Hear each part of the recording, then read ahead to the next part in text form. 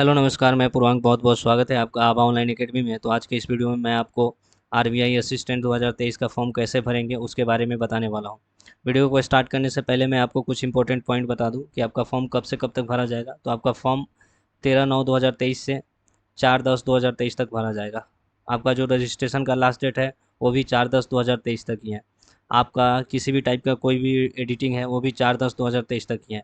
अगर मैं बात करूँ आप जो अपने एप्लीकेशन का प्रिंट आउट कब तक निकाल सकते हैं, तो 19/10/2023 तक आप अपने एप्लीकेशन का प्रिंट आउट निकाल सकते हैं। अगर फ़ी पेमेंट की बात करूँ ऑनलाइन, तो आप 13/9/2023 से 4/10/2023 के बीच में ऑनलाइन पेमेंट कर सकते हैं। ये तो रहा आपका जो भी बेसिक डिटेल है उसके बारे में। अब मैं आपको फ़ोटो सिग्नेचर, इसमें आपका लेफ़्ट थंब लगने वाला है, उसके बाद इसमें डिक्लेरेशन भी एक लगने वाला है, उसके बारे में मैं बता दूँ। देखिए, ये रहा डिक्लेरेशन। इसको आपको अपने हाथ से लिखना है और यहाँ पे अपना नाम दे देना है और बाकी सब वैसे ही उतार देना है और इसको स्कैन करके अपलोड करना है। मैं आपको फ़ोटो सिग्नेचर से रिलेटेड जो पॉइंट्स है उसको बता दूँ। आपका जो फ़ोटो का जो डायमेंशन है वो 200 × 230 पिक्सल रहने वाला है।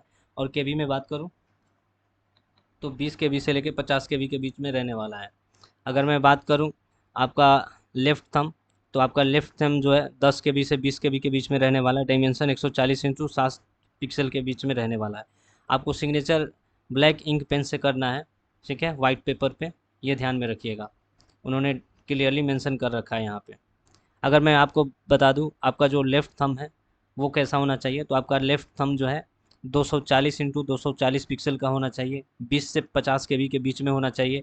और आपको जो लेफ़्ट थंब है वाइट पेपर पे ब्लू या ब्लैक इंक में लगा के उसको स्कैन करके उसके बाद अपलोड करना है। अगर मैं बात करूँ डिक्लेरेशन का, तो वो तो मैंने पहले ही आपको बता दिया। डिक्लेरेशन आपका 800 × 400 पिक्सल के अंडर रहने वाला है और उसका जो फाइल साइज़ है 50 केबी × 100 केबी के बीच में रहने वाला है। अगर फाइल टाइप की बात करूँ, तो जो भी आपका फ़ोटो सिग्नेचर लेफ़्ट थंब और डिक्लेरेशन है उसका फाइल टाइप जो है जेपीजी या जेपीईजी में रहने वाला है।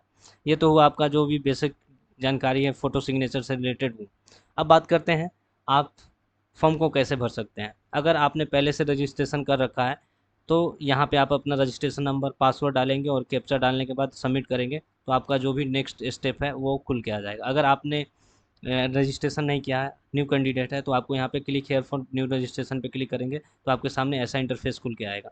ऐसा जब इंटरफेस खुल के आएगा तो आपको यहाँ पे देखने को मिलेगा आपका जो फॉर्म है वो 6 चरणों में कंप्लीट होगा। यानी आपको अपना बेसिक इन्फो देना है, फिर आपको फ़ोटो सिग्नेचर देना है, फिर आपको अपना पर्सनल डिटेल देना है, फिर उसके बाद आपको प्रीव्यू कर लेना है, फिर उसके बाद यहाँ पे लेफ्ट थंब और डिक्लेरेशन अपलोड करके पेमेंट कर देना है। ये तो रहा आपका बेसिक जो जानकारी है वो। अब बात करते हैं यहाँ पे बेसिक इन्फो में आपको क्या क्या देना है। आपको अपना नाम देना है, उसके बाद कंफर्म करना है, फिर मिडिल नेम है तो उसको देना है, कंफर्म करना है, लास्ट नेम देके कंफर्म करना है, ठीक है। यहाँ पे आपका फुल नेम आ जाएगा। फिर आपको अपना मोबाइल नंबर देना है, ठीक है। अगर आपके पास अल्टरनेट मोबाइल नंबर है तो उसको यहाँ पे डालेंगे और उसके बाद उसको ओके कर देंगे। ईमेल आईडी आपको यहाँ पे देना है। ईमेल आईडी के लिए आपको यहाँ पे डोमेन नेम देना है। अगर आपके पास याहू का है, हॉटमेल है, जीमेल है, जो भी है यहाँ पे आप सेलेक्ट कर लेंगे। फिर उसके बाद यहाँ पे अपना ईमेल कंफर्म करेंगे और कैप्चा डाल के यहाँ पे सेव एंड नेक्स्ट करेंगे। तो फिर उसके बाद आपके पास ये फ़ोटो सिग्नेचर अपलोड करने का नेक्स्ट स्टेप आएगा। फिर इस पर जब अपलोड करके नेक्स्ट कीजिएगा तो डिटेल आएगा। डिटेल के बाद आप रिव्यू कीजिएगा, अपलोड कीजिएगा और फिर उसके बाद पेमेंट का आएगा। तो आप यहाँ पे मैंने पहले से रजिस्ट्रेशन कर रखा है, पासवर्ड डाल दिया है, कैप्चा डाल के आप सबमिट करेंगे। जैसे ही हम सबमिट करेंगे हमारा जो ये नेक्स्ट स्टेप है यहाँ पे खुल गया। यहाँ पे मेरा जो डिटेल है यहाँ पे आ गया। अब आगे मैं इसको नेक्स्ट करूँगा। यहाँ पे आप देख सकते हैं आपका जो भी फ़ोटो है यहाँ पे आप सेलेक्ट कीजिएगा। आपको मैंने पहले ही बता दिया कि आपका जो फ़ोटो का कितना केबी रहने वाला है। फिर उसके बाद यहाँ पे आप सिग्नेचर को भी यहाँ पे अपलोड कर लेंगे। फ़ोटो सिग्नेचर का मैंने आपको केबी बता दिया है। आपका सिग्नेचर जो है 20 केबी तक रहने वाला है और आपका फ़ोटो जो है 50 केबी तक रहने वाला है। यहाँ पे दोनों के ऊपर टिक कीजिएगा, कंफर्म कीजिएगा, उसके बाद यहाँ पे नेक्स्ट कीजिएगा। जैसे ही आप नेक्स्ट कीजिएगा आपका जो अगला प्रोसेस है वो सामने आ जाएगा। यहाँ पे आपको अपना जो पर्सनल डिटेल है वो उसको देना है कि हाँ क्या क्या यहाँ पे आपका पर्सनल डिटेल है। आपको कैटेगरी पूछ रहा है, आप किस कैटेगरी से बिलोंग करते हैं, तो यहाँ पे आपका जो भी कैटेगरी होगा यहाँ पे आप सेलेक्ट करेंगे। फिर उसके बाद आपको यहाँ पे जो फिजिकली हैंडीकैप का जो बेंचमार्क है, यानी डिजेबिलिटी का जो बेंचमार्क है 40% या उसके ऊपर का, अगर पूछ रहा है, अगर आप डिजेबल है तो यस कीजिएगा, नहीं तो नो कीजिएगा। फिर आप जैसे अगर यस कीजिएगा तो यहाँ पे आपका जितना भी डाटा है वो यहाँ पे देना पड़ेगा, ठीक है। अगर आप नो करते हैं तो आपको इसमें से कोई भी फिल नहीं करना है। फिर आपसे ये पूछ रहा है कि क्या आपको एक्स्ट्रा टाइम चाहिए, आप अगर डिजेबल हैं तो आपको क्या एक्स्ट्रा टाइम चाहिए, ठीक है। तो अगर चाहिए तो यस, अगर नहीं तो नो कर दीजिएगा यहाँ पे। फिर उसके बाद आपसे पूछ रहा है कि आप एक सर्विसमैन है, अगर है तो यस, अगर नहीं है तो नो। फिर आपसे पूछ रहा है कि आप डिजेबल एक सर्विसमैन है, अगर हाँ तो यस, नहीं तो नो कर दीजिएगा, ठीक है। फिर आगे आपसे जो है कुछ और डिटेल पूछ रहा है। डिटेल ये है कि क्या आप 50% से ऊपर डिजेबल हैं, अगर है तो यस, अगर नहीं है तो नो। ये डिफेंस सर्विस में जो लोग हैं उनके लिए ये, ठीक है। फिर उसके बाद आपसे पूछ रहा है कि आप विडो है, डाइवोर्स वुमेन है, या वुमेन जस्टिकली है, ठीक है। अगर है तो यस कीजिएगा, नहीं तो ये नो कीजिएगा।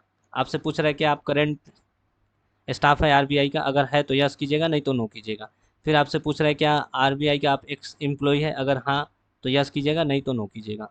फिर आपसे पूछ रहा है आपकी नेशनैलिटी क्या है, ठीक है। यहाँ पे आप सेलेक्ट कीजिएगा, इंडिया से है तो यस इंडिया सेलेक्ट कीजिएगा, नहीं तो अगर अदर से है तो अदर सेलेक्ट कीजिएगा, ठीक है। यहाँ से आप पूछ रहा है कि आप जो है कहाँ पे अप्लाई करना चाहते हैं, तो आप जिस भी सिटी में स्टेट में अप्लाई करना चाहते हैं यहाँ पे आप उसको सेलेक्ट कीजिएगा। फिर उसके बाद आपसे पूछ रहा है कि आप अपना जो प्री का एग्ज़ाम है वो कहाँ देना चाहते हैं। पहले आप स्टेट सेलेक्ट कीजिएगा, फिर उसके बाद स्टेट सेलेक्ट करने के बाद यहाँ पे उस स्टेट का जो है आप सिटी सेलेक्ट कीजिएगा कि उस स्टेट में किस सिटी में आप एग्ज़ाम देना चाहते हैं। मेंस के लिए भी सेम आपको वैसे ही सेलेक्ट करना है, आप पहले स्टेट सेलेक्ट कीजिए, उसके बाद आप सिटी सेलेक्ट कीजिए। आपसे पूछ रहा है कि क्या आपको लोकल लैंग्वेज आता है। मैंने आपको अपनी पिछली वीडियो में बताया था कि आपसे ये पूछेगा, अगर आप फॉर्म भरते हैं तो फॉर्म भरते टाइम आपसे पूछ रहा है कि आपको लोकल लैंग्वेज आता है। अगर आप मान लेते हैं कि यूपी से है, अगर आप केरला में अगर फॉर्म फिल करना चाहते हैं तो आपको केरला का लोकल लैंग्वेज आना चाहिए। लोकल लैंग्वेज आना चाहिए मीन्स आपको उसको लिखना, समझना, बोलना, ये सब आना चाहिए, तभी आप अप्लाई कीजिएगा, अदरवाइज़ आप अप्लाई नहीं कीजिएगा। फिर उससे आपसे पूछ रहा है कि आपको कौन सा लैंग्वेज आता है, तो हिंदी। फिर आपसे आपका डेट ऑफ बर्थ पूछ रहा है, आपका जेंडर पूछ रहा है। फिर उसके बाद आपसे पूछ रहा है कि आप ट्विन ब्रदर या सिस्टर है तो यस कीजिएगा, नहीं तो नो कीजिएगा। फिर उसके बाद यहाँ से आपसे पूछ रहा है आपका मार्शियल स्टेटस, मैरिड है तो मैरिड, अनमैरिड है तो अनमैरिड। फिर आपसे आपके जो पेरेंट्स हैं यानी फादर्स नेम पूछ रहा है, फिर आपके मदर्स का नाम पूछ रहा है। फिर उसके बाद यहाँ से आपका जो परमानेंट और क्रॉसपॉन्डस एड्रेस है उसके बारे में पूछ रहा है। आप अपना क्रॉसपॉन्डस एड्रेस यहाँ पे देंगे, अगर आपका क्रॉसपॉन्डस एड्रेस और परमानेंट एड्रेस अगर सेम है तो यहाँ पे टिक कर दीजिएगा। फिर उसके बाद आपका क्या हो जाएगा, जो ऊपर आपने डाटा फिल किया है वो यहाँ पे आ जाएगा। आपसे पूछ रहा है कि जो इन्वॉइसिंग आपको चाहिए जीएसटी का वो कहाँ पे चाहिए, आपको परमानेंट एड्रेस पे चाहिए या करस्पॉन्डिंग एड्रेस पे चाहिए, जिस पे भी चाहिए आप यहाँ पे सेलेक्ट कीजिएगा, क्योंकि यहाँ पे आपको 18% का जो है ना जीएसटी देना पड़ेगा सभी को। फिर आप यहाँ पे अपना जो कैप्चा है उसको फिल कीजिएगा, ठीक है। कैप्चा फिल करने के बाद जैसे ही आप सेव एंड नेक्स्ट कीजिएगा, आपका जो नेक्स्ट स्टेप है वो खुल के आ जाएगा,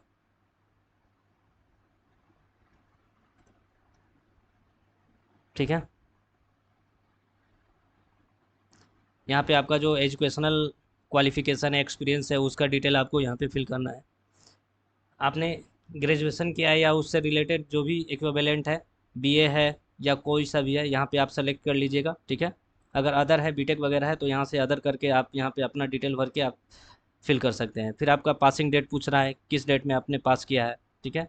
यहाँ पे परसेंटेज पूछ रहा है, आपका यूनिवर्सिटी का नाम पूछ रहा है, और आपका क्लास पूछ रहा है, ग्रेड पूछ रहा है कि फर्स्ट क्लास में है, आपका फर्स्ट ग्रेड है, जो भी है यहाँ पे आप फिल कर लीजिएगा। फिर उसके बाद यहाँ से आपका पोस्ट ग्रेजुएशन का पूछ रहा है, आप यहाँ पे बता सकते हैं कि ये मेरा post graduation, professional qualification, other जो आपका क्वालिफिकेशन है वो सब आपको डिटेल यहाँ पे देना है, उसका पासिंग डेट देना है, परसेंटेज देना है, यूनिवर्सिटी किस यूनिवर्सिटी की किया है।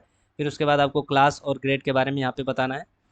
फिर आपसे पूछ रहा है कि आपको वर्ड प्रोसेसिंग का नॉलेज है कंप्यूटर में, तो आप अगर आपके पास नॉलेज है तो यस कीजिएगा, नहीं तो नो कीजिएगा। यस कीजिएगा तो आपसे पूछ रहा है कि अपना जो कंप्यूटर नॉलेज है, आपने अगर कोई कोर्स किया है, डीसीए, पीजीडीसीए जो भी है, तो यहाँ पे आप फिल कर दीजिएगा। फिर आपसे पूछ रहा है कि आपके पास कोई भी एक्सपीरियंस वगैरह है, अगर है तो यस कीजिएगा, नहीं तो नो कीजिएगा। अगर एक्सपीरियंस है तो आप यहाँ पे अपना सारा डिटेल दीजिएगा, ठीक है। फिर आप नीचे आएंगे तो यहाँ पे आपसे पूछ रहा है आपको कौन सा लैंग्वेज आता है, ठीक है। आपको जो भी लैंग्वेज आता है यहाँ पे आप फिल कीजिएगा, आपको पढ़ने आता है, लिखने आता है, बोलने आता है। टिक करने के बाद आप सेव एंड नेक्स्ट कीजिएगा, जैसे ही सेव एंड नेक्स्ट कीजिएगा यहाँ पे आपको प्रीव्यू का जो ऑप्शन है वो आ जाएगा। यहाँ पे आप अपना सारा अपना डिटेल्स जो है प्रीव्यू कर लीजिएगा। जैसे ही आप अपना डाटा प्रीव्यू कीजिएगा, फिर यहाँ पे आपसे आई एग्री का जो कॉलम है इसको टिक कीजिएगा, आप देख लीजिएगा अच्छा से, ठीक है। और कंप्लीट रजिस्ट्रेशन कीजिएगा। जैसे ही आप कंप्लीट रजिस्ट्रेशन कीजिएगा, आपका रजिस्ट्रेशन जो है वो कंप्लीट हो जाएगा। जैसे ही आपका रजिस्ट्रेशन कंप्लीट होगा तो यहाँ पे आपसे लेफ़्ट थंब का जो सेक्शन है, वहाँ पे आपको लेफ़्ट थंब अपलोड करने के लिए पूछ रहा है। ठीक है, ठीक है, यहाँ पे आप देख लीजिएगा। ठीक है, फिर उसके बाद आप अपना डिक्लेरेशन जो है उसको सेलेक्ट कीजिएगा। डिक्लेरेशन को सेलेक्ट करने के बाद यहाँ पे प्रीव्यू कर लीजिएगा, इसको देख लीजिएगा। ठीक है, और यहाँ पे ओके कीजिएगा, यहाँ पे कैप्चा डालिएगा। कैप्चा डालने के बाद आप सेव एंड नेक्स्ट कीजिएगा। जैसे ही आप सेव एंड नेक्स्ट कीजिएगा, आपके सामने पेमेंट का गेटवे आ जाएगा। यहाँ पे आपको 531 रुपये का जो है पेमेंट करना है।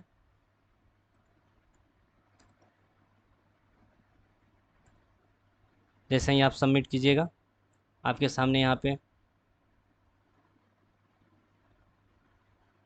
पेमेंट का गेटवे खुल रहा है। यहाँ पे अगर आपके पास डेबिट कार्ड, क्रेडिट कार्ड कुछ भी है, यहाँ पे आप कर सकते हैं। ठीक है, डेबिट कार्ड का ये रहा, other debit card, internet banking, wallet cash वगैरह यहाँ से कैश कार्ड से दे सकते हैं। क्यूआर यहाँ पे अपना जैसे ही पेमेंट का वो डालेंगे यूपीआई कोड। ठीक है, फिर उसके बाद यहाँ पे यूपीआई एड्रेस यहाँ पे आप डालेंगे और उसके बाद आप पेमेंट कर सकते हैं। तो इस वीडियो में इतना ही। अगर आपका कोई भी डाउट है इस वीडियो से रिलेटेड, इस फॉर्म से रिलेटेड, तो आप हमें कमेंट करके बताइएगा। मैं आपके डाउट को क्लियर करने की पूरी कोशिश करूँगा। तब तक के लिए धन्यवाद। मिलते हैं अगले वीडियो के साथ।